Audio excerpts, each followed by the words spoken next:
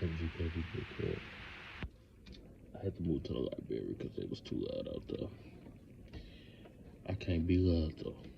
Let's continue talking about Ice Cube's Attitude by Joe McGivern. So where we left off was Ice Cube is in college in Phoenix. And Eazy-E is becoming famous. NWA is becoming famous in Los Angeles. So Jerry Holler told Eazy, right, you should make a full album. So Eazy's like, called Cube and said, listen, write your lyrics, send them to me. Let's get this done. Now let's continue. It's loading, right? I don't know what's taking so long. The watch part should be good.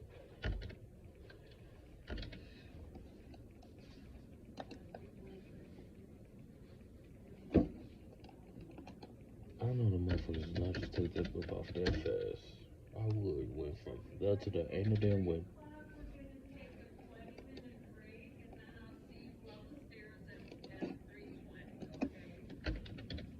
Ain't no damn way, cause look, I'm so sorry, book club.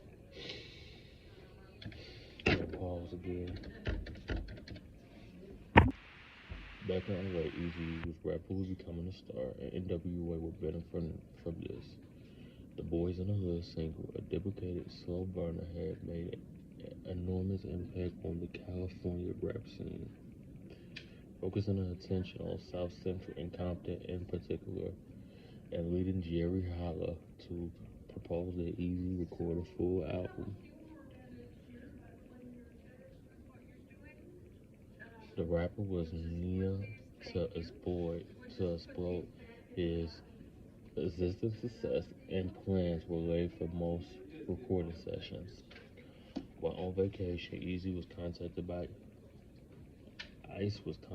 Eazy, informed of the impending album, and asked to provide lyrics for a handful of songs. Cube duly obligated, handing rhymes to Eazy as when his studies permitted. The other members duly collabed together the album, which was titled Eazy Does It, and issued by Rufus in early 1988. The impact of Eazy Does It was immediate, characterized by Eazy's high-pitched, almost winning voice, plus the tough beats developed by Dre and Yara. It was a powerful record for the time. Remember, hip hop was almost synonymous with party music rather than gangster beats at the stage. Heads began to turn. The Dragon List prelude, Still Talking, Nobody Moved, Too Hard for Mothers, Boys in the Hood remix.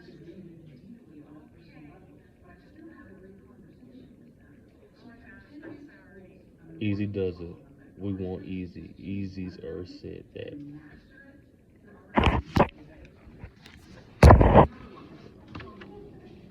If they going to fuck upstairs, let's girl, why you turn this shit off?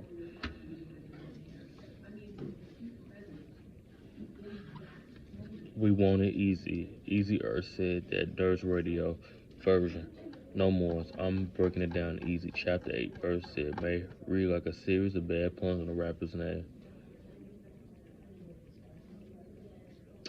So they're having hits now. The Eazy Does It album. I don't know about that right now.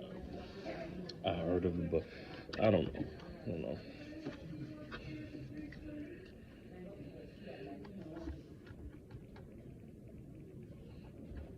As Eazy's profile grew, the idea for NWA album was murdered, and battle around the various parties include, although initial suggestions were almost immediately conquered by the seemingly unsurmountable problem of Ice Cube's absence. However, by the time the spring and early summer of 1988 rolled around, the band knew that Cube would be returning to the fold in the autumn. He had decided that a one-year course would sci-fi for the moment, especially as the unexpected success of Eazy-E seemed to indicate that NWA might have a potential market to explode. This gave the band a boost, but it seemed that full album sessions were still some way away. Another single, another single, "A Bitch Is Born," "A Bitch Is a Bitch" had been recorded and was ready for release. And the song Ice Cube had attempted to defend his labeling of women bitches by defending the term.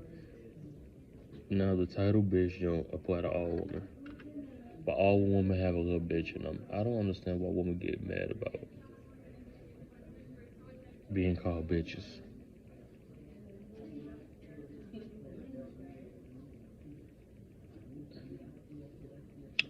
Why?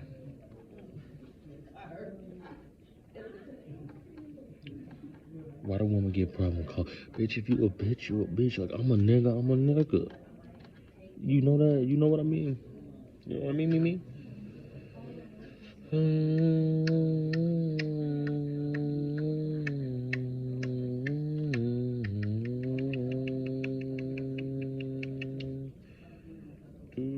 So they put an album out called NWA in the Polls. It did good around Chicago.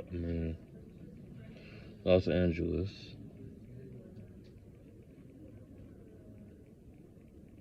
But they said something was not matching up. Something was not good. They needed to do something else. They needed to put another member over there. I don't know why they need all them fucking niggas in the group.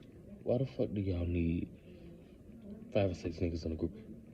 Dr. Dre, Eazy-E, Ice Cube would have made it. All that other shit. How y'all need all them niggas in the group? Amid success, although NWA themselves were more than happy to have some product with the album on it. Still, the future seemed bright, and plans were made for further recordings. However, just as the album was beginning to sell, NWA in the Polls, the album, it became clear that it was all not well in ranks. Dre and Eazy had become more aware of a young rapper named Lorenzo Patterson. IQ, still at high school at the time, who was ambitious enough to suggest to them that he would like to record a solo album at Flinch. What Eazy's new record label auditions showed that he had the necessary skills to do the job, and he soon became a part of the Ruthless Circle.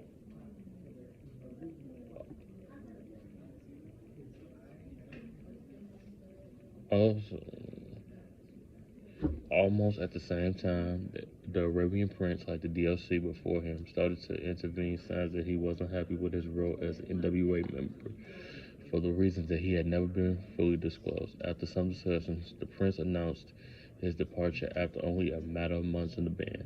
And although he had issued a handful of solo albums in the ensuing years, his first album, Brother R, released by the OS label, entered the bottom of the R&B charts in 1989.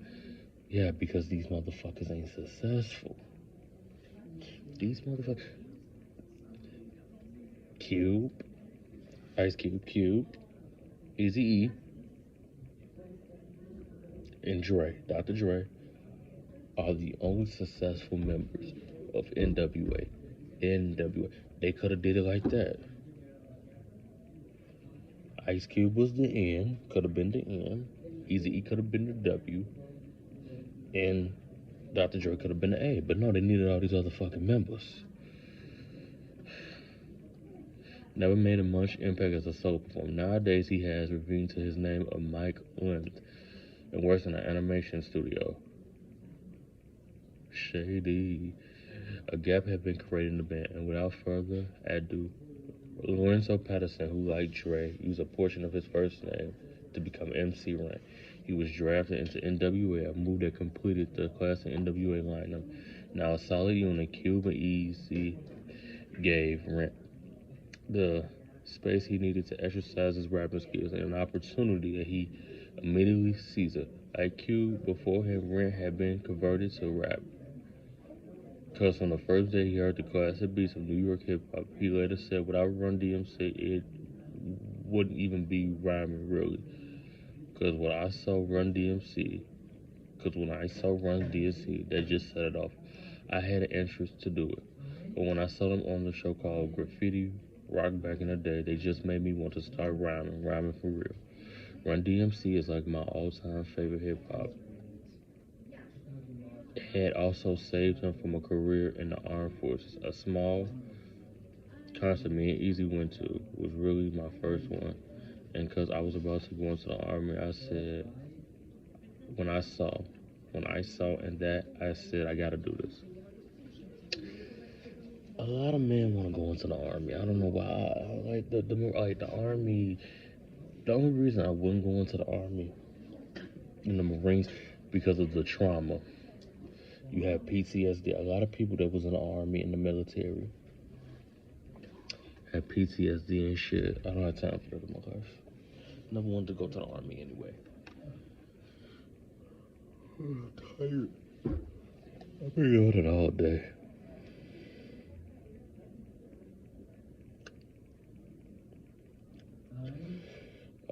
Listen, I had some good sleep last night. Sad bar. Before yesterday, I did not sleep at all. I was up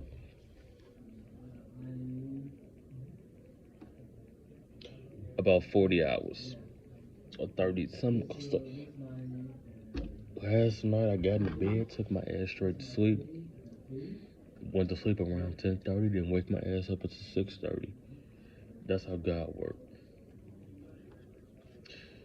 So they're getting ready for the album. They're doing the album. They're all together. The band is becoming closer and closer.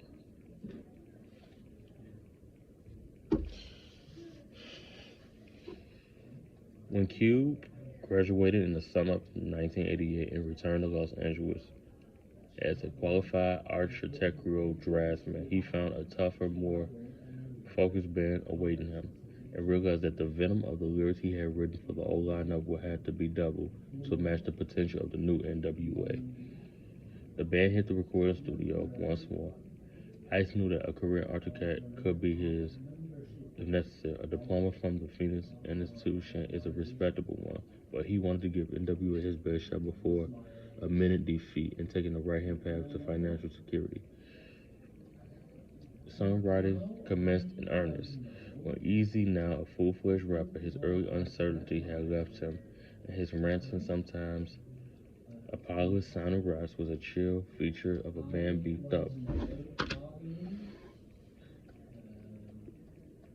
Sound. Rent and Cube was working at a full power. Dre and Yellow took advantage of the match of computer technology to upgrade their studio equipment, and by late 1988, an album had been almost completed, and the group, together with Hella, debated its title before agreeing to issue it in the time for the end of California summer.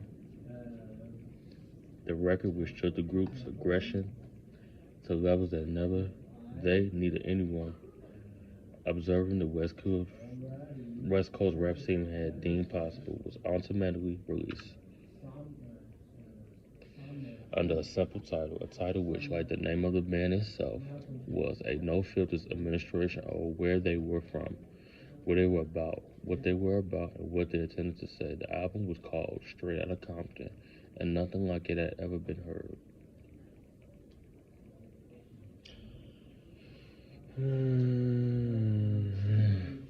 Few albums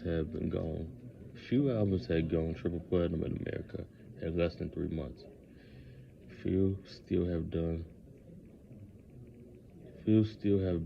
so well without the benefit of radio play, and Straight Outta Compton remains the only record to have done so, but which also specifically instructs the nation's trusted police officers to go fuck themselves. See, NWA stopped that shit. You got these little boys out here saying fuck the police coming straight from the underground because I'm brown. If the world of white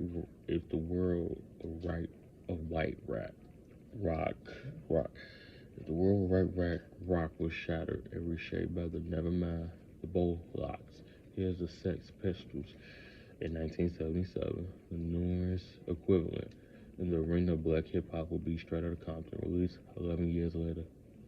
Notwithstanding the awesome fire of powerful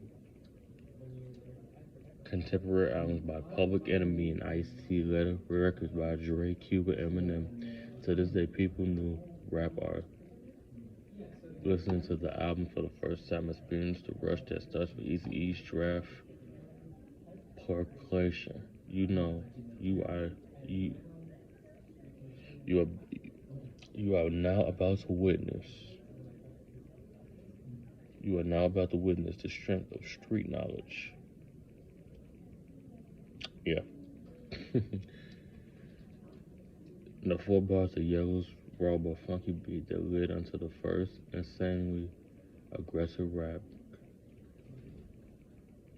story of Ice Cube. The album would immediately sell over 3 million copies, boosted by the sales of versions of different forms. The city was issued especially popular in the 1990s. Dr. Dre had told Rolling Stone magazine had been thrown together in 6 weeks. The album, they recorded the album in 6 weeks.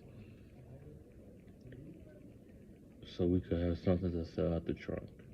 Make no mistake, Straight Outta Compton is a beat ride. It takes the listener on a journey into a nightmare. What popularized by Uzi toting gangsters, witnessing beating cops, wielding nightsticks, abused girls screaming from the pavement, drunk staging and cursing in the cold night air. The evil dope man grunting out of his Mercedes and bizarrely finishing up. Oh, bitch, you can walk away. She got mad. And she walked away over there. Fat bitch. Because I'm reading the book. Racist asshole.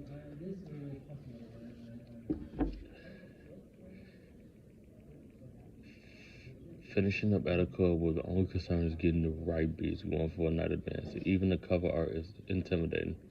A stank warm-eye view of the band forming down at the camera, with Eazy pointing a rifle into the foreground ready to deliver the death sentence. So, Straight Outta Compton comes out, and it's a hit. The album's a hit. They have hits like Fuck the Police and, of course, Straight Outta Compton. And, well, like what I said earlier, I believe that NWA started all that gangster rap shit. So thank NWA, because if it wasn't for them, people would be probably still rapping about I'm the best MC in the world. Rap today is just like Kendrick Lamar. You know, he's all that. They're not like us. His new shit. Anyways, I'm going somewhere else. A video was shot for Straight Outta Compton featuring the band in a black uniform, black boots, perm firms facing an onslaught of police aggression, but it was rarely seen as MTV refused to play it, claiming that it was a glorification of violence. In many ways, they were right. The song is as much a celebration of anger as it is a simple description of it.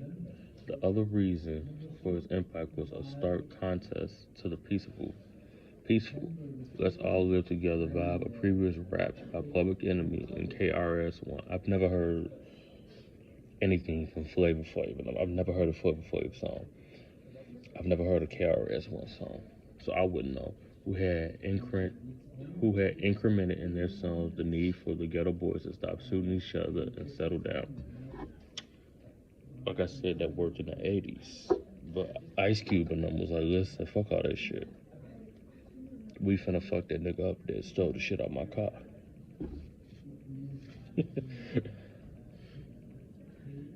NWA songs conquered this entirely sensible policy by insulting that not only would you get shot for getting in their way, you would get shot simply for being in the wrong place at the wrong time. No apologies, no excuses.